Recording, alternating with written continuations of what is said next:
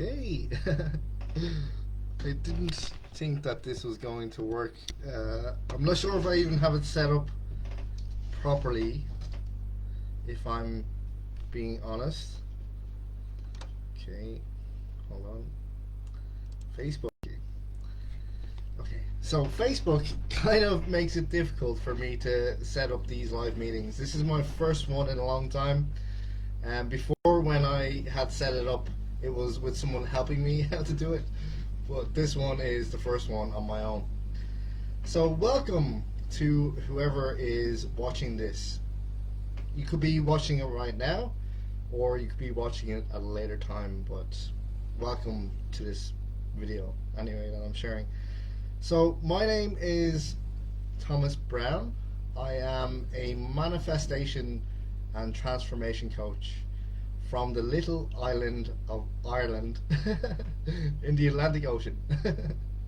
Not so little, but compared to other places like the States and the rest of the world, it's quite small.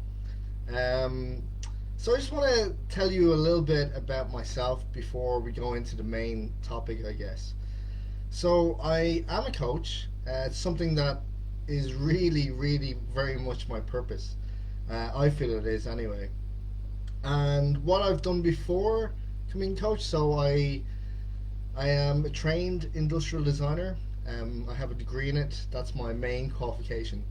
I've worked here and there in it, but I haven't actually worked as an industrial designer. I've worked in many different design jobs, like as a CAD technician, as a graphic designer. And I also worked as a teacher for a while. So in what year was it? In 2007. So I would have qualified in 2006.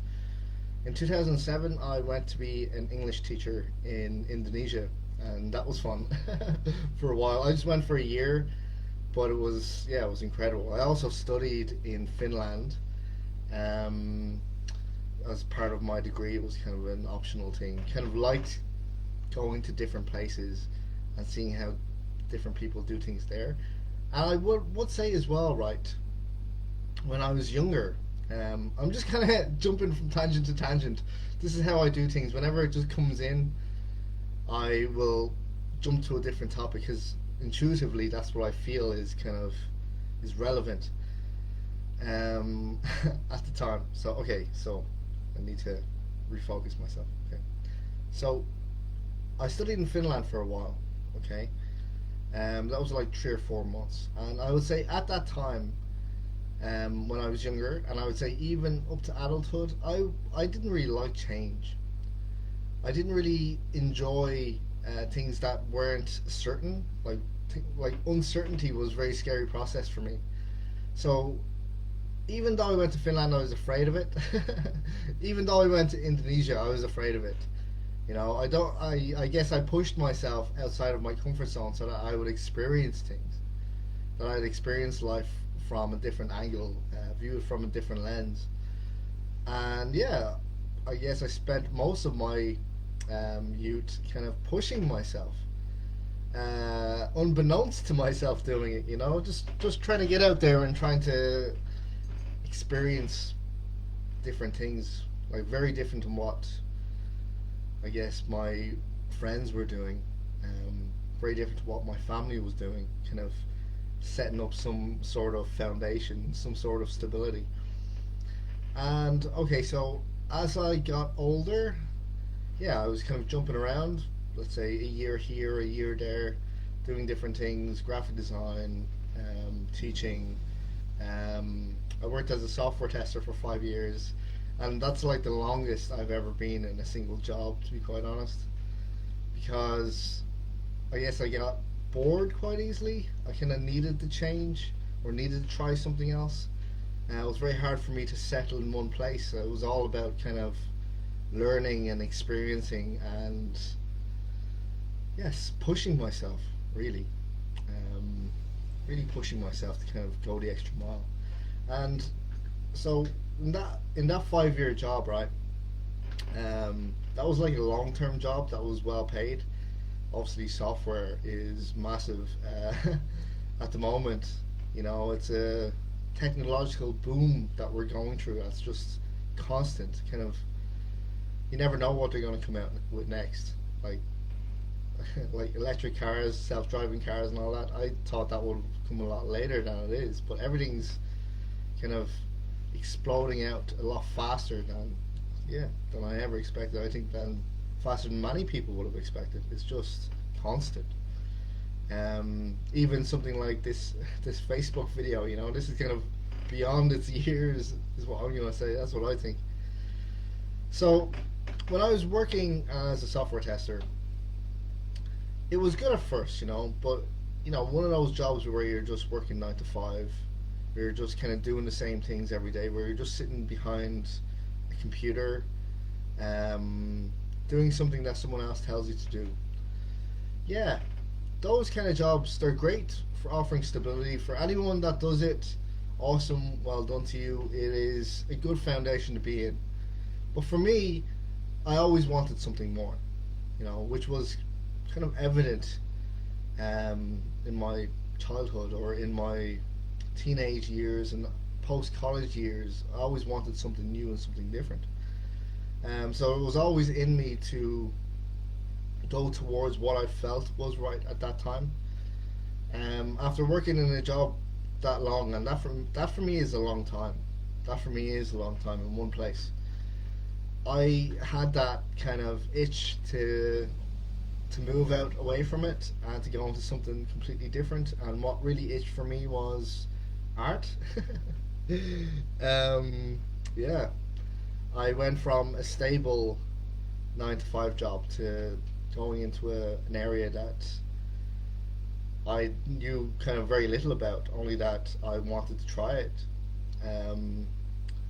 Yeah, and I ended up, so I started with experimenting with resin, with something that I had no clue about, but I knew what I wanted to produce. And basically it was just like a science project gone wrong, trying all the different resins and seeing what worked, and nothing really worked for me because there was nowhere to get trained. I was just learning by doing. It felt right, but it's quite an expensive kind of job to go into, or like a quite an expensive route to take, without having the skills. After that, I kind of experimented with paints and various different types of painting and stuff like that, and then I moved to sculpture. So what I did was, at the time when I was kind of at my lowest in that software testing job, I really looked at myself and I said, "Here, what do you want to do? Like, this is not obviously not what you want to do." At that time, when I was asking myself that as well, I was 142.2 kilos in weight. That's about 22 stone. That's how, for the people that are from Ireland and the UK, and for the people in America, I don't know what that is. You can Google it. I think it's like 300 and something, 360, maybe 400 pounds, maybe something around that. I don't know, or I don't know. It's something that I have to look up myself. Yeah, and I was just a heart attack waiting to happen. I wasn't in a good spirit. I was never in a good mood. I was just kind of going in and out of this place that did pay well, but didn't offer me any fulfillment. Quite honest, to be very honest about it. And fulfillment for me, if I'm going to spend 8 hours a day doing something, I better be enjoying it. Because if I'm not, then I really won't, and it will reflect in my body, or reflect on my feelings, or reflect on my emotions if I'm not feeling so good. I think the same goes for most other people. I think that life is for living, right, to the best of your ability. Why spend it doing something that you don't enjoy, no matter if the money is good or not? If you're spending a third of your life in something that brings you down, It doesn't make you feel fulfilled, doesn't make you feel any sort of vitality to keep on going, right? To get up in the morning. Like I would say in the morning times when I was in that job as well, I was late many times. I'm surprised that they kept me in there. I guess it was because I was in such a specialized position that they couldn't afford to let me go. But yeah, I got up late so many times because I just didn't want to be there. I couldn't really sleep at night because I was just like, oh god, I have to do this the next day. And it was something that really, for me, had to change. Yeah, it had to change. Otherwise, it was me or that. That's how it was kind of going with it.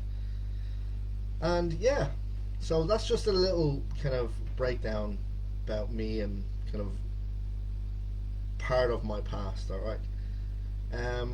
Also, looking at how I changed this group. So many of you who have been in the group before the big name change in January, um, yeah, probably didn't expect it. I know a few people were kind of going, "Oh my God, what had happened?" And a few people had left. Right.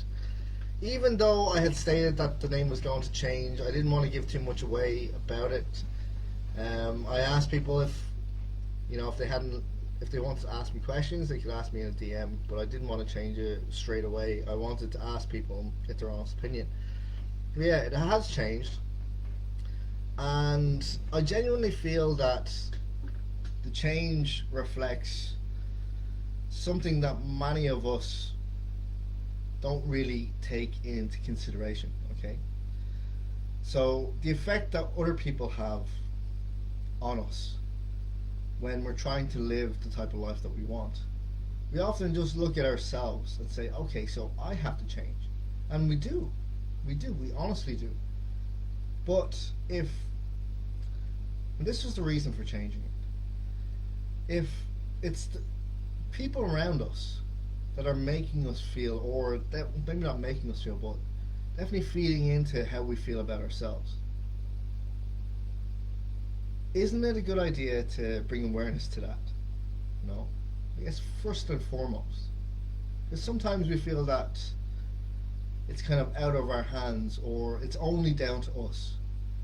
But if we're trying to change our own lives, change the direction that we're going in, surely taking into consideration the influence that other people have on us while we're doing that should definitely be considered, you know? And yeah, for different people that are trying to bring in these changes for themselves, definitely taking in consideration the people that they have around them makes a difference. Because let's say for instance, right, if you wanted to lose some weight, right? And obviously, when you're losing weight, your diet comes into consideration and the amount of exercise that you're doing, right? And you could do all of those things. You could change your diet completely.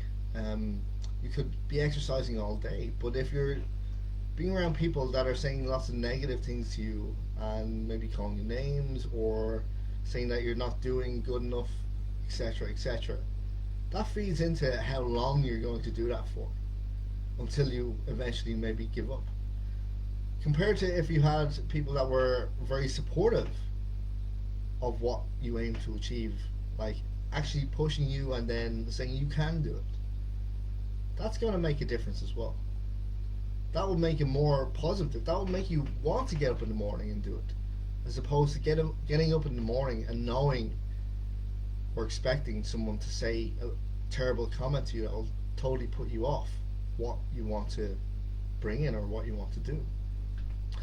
So, okay, to the main subject. What is manifestation? Okay. So, manifestation is something that all of us, every single individual in the entire world, is doing on a constant basis. Every single moment, every single second, every single minute, every single hour, every single day that they're awake. Maybe not when they're asleep, you know, you can't really count that, but I guess when you're awake, that feeds into what you might be dreaming about, right? You know, if you're feeling kind of anxious, you might have anxious dreams. If you're feeling quite good, your dreams will kind of reflect that, I think. So it's something that we're constantly doing.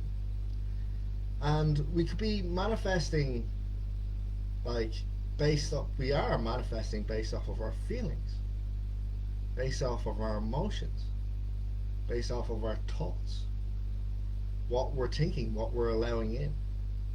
It's a constant thing. So let's say if, you know, I had, or you had, a hard day in work, or something went wrong that you weren't expecting, and or someone, let's say, is talking about you and you overheard it. You know, how would that affect you? How would that affect your manifestation? Well, it depends on the perspective that you take on it, right? So let's take the last example. Right? You overhear, or you are told by someone else that this person said this about you, blah blah blah. You could take it from the perspective of, oh my god, like, I am so important that this person is actually talking about me, maybe in a negative way, but it doesn't matter. Like, you know, it doesn't actually matter. It's like interesting that they decide to talk about me. I really don't really care about it so much, and go on with your day and still maintain a kind of a positive attitude and see it from a different perspective. Like, seeing it from a positive perspective, that that person is taking the time to talk about you, negative or positive, but you obviously impacted that person so much that you're their main focus, right? Take it that way, right, and move on and completely remove it from your mind, knowing that people will generally talk about each other. You know, that's how information is passed. Just knowing that, and knowing that whatever someone else thinks is none of your business.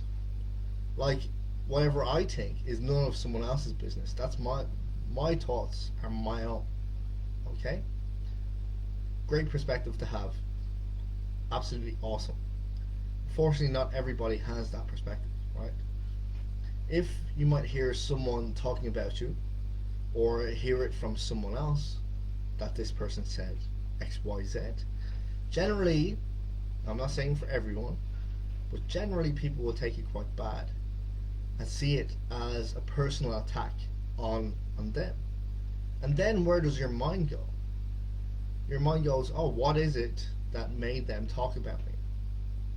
What am I doing wrong? That person is a bad person. That person is my enemy. And it can continue like that. And that can, you know, something simple that is told to you in an instant can keep on rolling for days, you know, for weeks, for months. And you might actually hold a grudge against that person, but not actually know, right, if that thing is true or not, especially if it came or from a third party, right? And let's say you might have misinterpreted it, and you don't know exactly where that's coming from which perspective. So there's already these assumptions being made that are growing legs, right, that are going to cause you to think a certain way.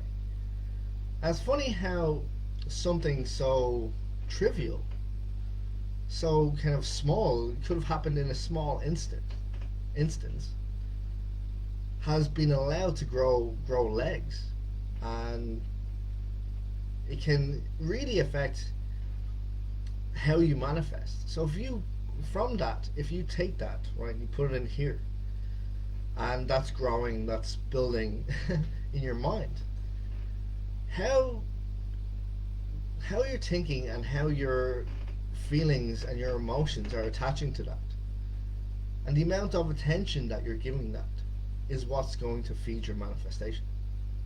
So if you see that, for instance, how that affects you from what one person might have said, how that might grow is through, let's say, fear of other people saying the same thing. or anxiety that it will happen again. It really grows inside if you allow it. You know, if you allow what other people say and do,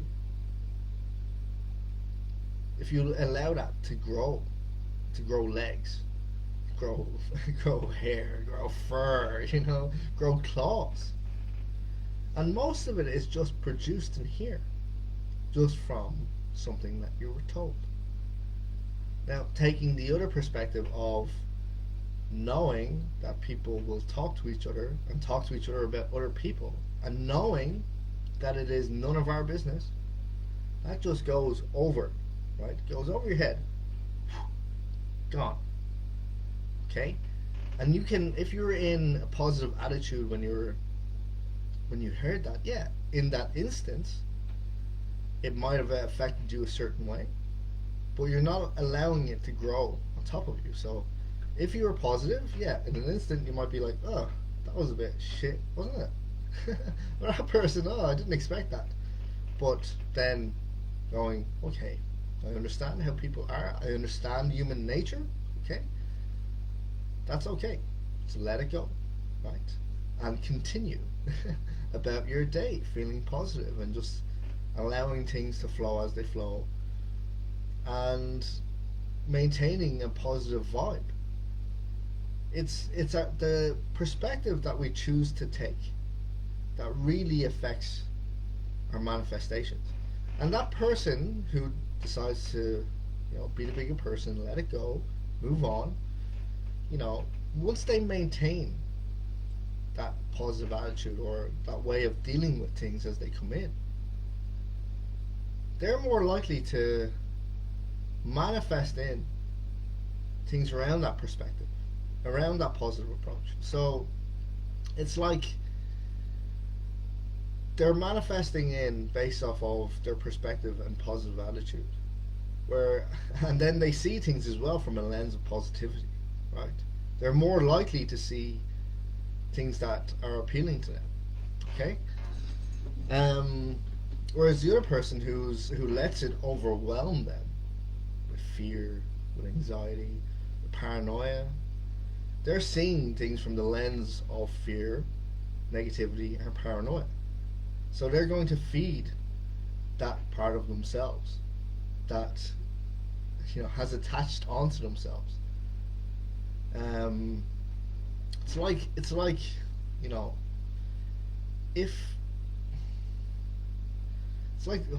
how it was described to me before. I think I was telling someone last week. It's like if you're looking for a red car, okay, all you're gonna see is red cars. If you're looking for a black car, that's all you're gonna see. And the same goes for both instances. So you can manifest in whatever you want, depending on where your feelings, emotions, and perspective is. You'll see more of what you want to see, what feeds that. Because and also I'll say that, let's say the negative part, how that person took that, is also feeding the ego, right? The egoic mind, which I think should be a whole talk in itself. And what that does is it tries to keep you safe, but kind of like overly safe. And we try to feed it, or we try to let go of it even, but it's always still there until we become aware of it. That there's this part of our mind, I don't know which part of our brain, but all of it. Let's say the school part, right, which aims to protect you as a person. And by protecting you as a person, it kind of over protects you as such. It over protects your feelings, your emotions. But it also needs to be fed so that it can protect you more. And by protecting you more, I would say that you'd almost, like, you're not living. You're just constantly in protection mode, depending on how you let things affect you. You're just constantly in protection mode. It's like being constantly in your comfort zone, being afraid to move out of your comfort zone because you're afraid of what might happen. because of that one instance or two instances or three instances that you experience that hurt your feelings and hurt who you are as a person. Whereas if you just let things go, right, and you don't live through your ego, you live through your intuition, you live through your spirit, you will see things that help you as a person and help your spirit grow. You're not living through your ego. You're not living in protection mode. Like, you're already protected by your reaction to that thing that came in from that person. That's your protection. You're just like, oh, see you later. That's not affecting my spirit. See you later. That's the force field in itself. It's gone the moment it comes in. So you can manifest based on where you're vibing, right? And what you allow in, how you allow in, and what manifestation is. I'm trying to get to the point. I kind of go off on these tangents, but they're all related. Is manifesting your life, or based off of how you're feeling, what your emotions are, and how you react to things. So if you want certain things, if you desire certain things, if you deserve certain things, right? You have to realize where you're at first, okay? Are you in the egoic part of your mind, or are you in the soul part, your intuitive part? And if you're connected more to your soul, more to the positivities in life, right? Then that's what you're going to attract in. Because you're feeling good. You want things, you desire things, you feel like you deserve them, but you're vibing really high. You're like, oh, I feel good all the time, I feel great. Nothing can really get me down. Then, using the law of attraction, that's what you're going to attract in. But even without the law of attraction, it makes sense. You're not living behind this layer of ego that's protecting you like a force field. It also stops you from living. If you're living in your egoic side of your mind and you're just in protection mode, and you're like really fearful, you're going to attract towards things that are quite negative, because they're reinforcing the egoic part of yourself. And that's what you're feeding on. You're like, oh, this actually makes me feel more comfortable, more comfortable, more comfortable. So you're going to attract towards things that make you feel more comfortable, that are less risky, that are more safe. But you're not really living. You're actually just in safety mode, worrying about what might happen if you took a risk or if you tried something different. And I guess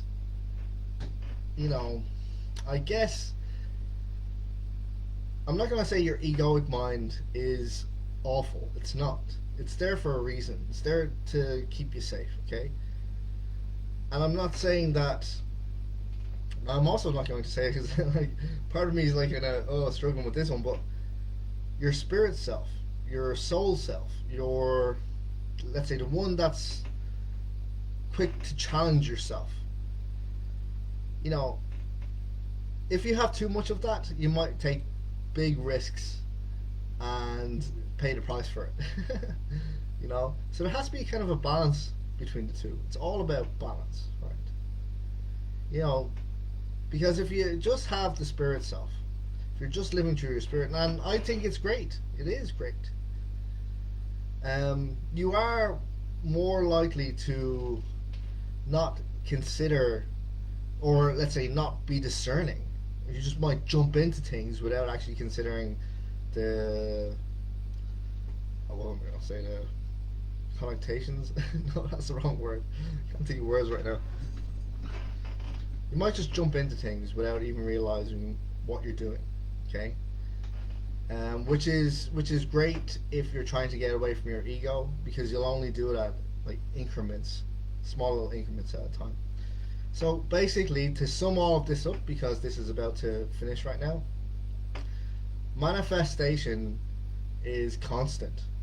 What you put your focus on, what you put your attention on, and how you feel and what emotions come up are what's going to dictate what you're going to manifest in, whether it's positive or whether it's negative. So, thank you for joining me today. Hope I didn't confuse you too much. Um, so this is going to be on every single Thursday, and hopefully we'll have more people as it goes along. I'm just seeing. Sorry, I'm just seeing. Love me long time. Love your name, by the way. It's always stuck with me since you joined. So he asked me, what have I manifested for myself into my life? Okay, so I'm gonna mention just one thing because there's been a few things. One thing that I was very proud of being able to manifest is standing up on a stage in Ireland, and doing a comedy set. So I've actually done two of them. I started taking comedy classes. I really pushed myself out of my comfort zone. Like, even though you might see me as quite an extroverted person here, I'm actually kind of in between. I'd be quite introverted, and shy, and I really have to push myself out of my comfort zone to talk in front of people or even do this. Really have to push myself to do it. And yeah, just before the whole COVID breakout, really just before it, I just got a window of it before it hit the news and all that. I started doing so in late 2019. I started taking comedy classes because one of my big goals was to become a comedian, even just a small comedian, didn't really matter, and just to try it. So I took 10 classes, and about 5 classes in, or even 4 classes in, I was like, oh, okay, I just want to try um, doing a set in front of a load of people because I feel like I'm ready to do it. I'm ready to try it, even though I wasn't fully ready. And I was lucky because apparently no real amateur comedian person can get a booking, basically get a booking unless they have some experience and unless they have some sort of referral. And I was lucky, I got 2 of them, and literally I got 2 just before the whole COVID thing came in.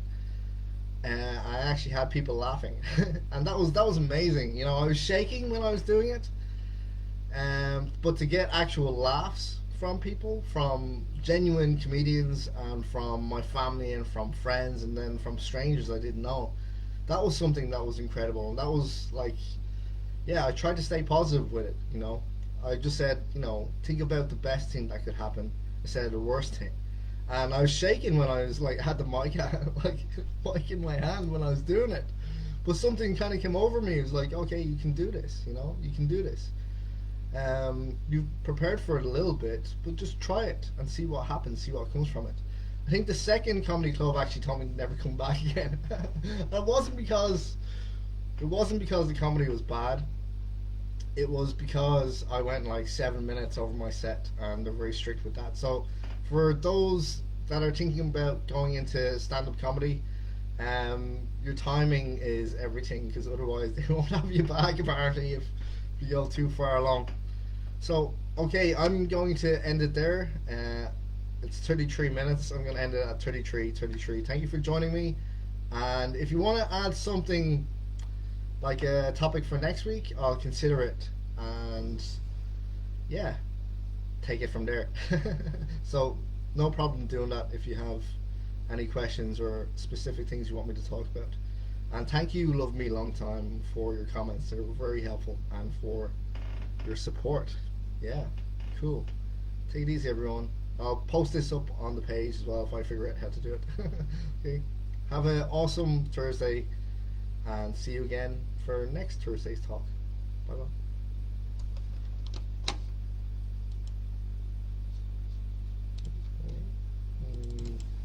Copy link.